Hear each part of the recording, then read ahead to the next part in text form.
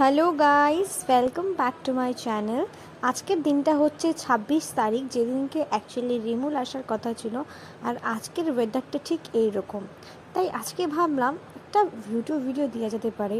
And হ্যাঁ, আমি অনেক দিন পরে ভিডিওটা আপলোড করছি, কারণ মাঝখানে একটু রিদিমটা আমার বিগড়ে গেছিলো। তাই এখন থেকে আবার ট্রাই করব কিছু কিছু ভিডিও তো আপনাদের সাথে শেয়ার করার জন্য। আর আজকে আমি বানাচ্ছি দহি চিকেন।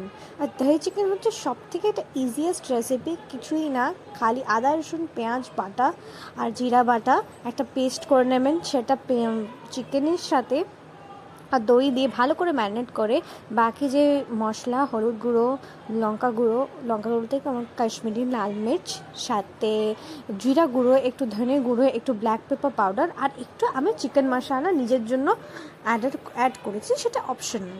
তারপরে এবারে আমরা কিন্তু রান্নাটা পুরোপুরি করব বাটার আর সাথে একটু রিফাইন তেল ইউজ করব। তো 1 চামচ আমি বাটার দিয়ে দিয়েছি।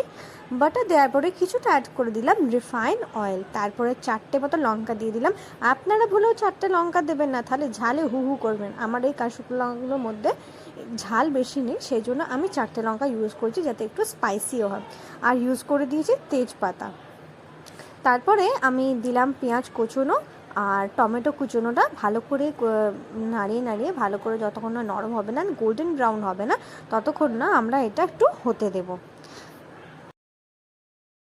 এবারে আমরা আমাদের স্বাদ মতন একটু নুন ইউজ করে নেব, আর সাথে দিয়ে দেবো একটু কাশ্মীরি লাল মির্চ আর একটু চিকেন মশলাটা।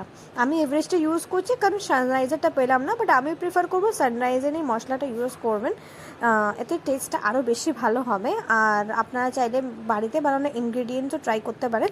আপনারা যদি বলেন তাহলে আমি আপনাদেরকে কিন্তু একটা সব সবজিতে ইউজ করার একটা খুব টেস্টি মশলা শেয়ার করব।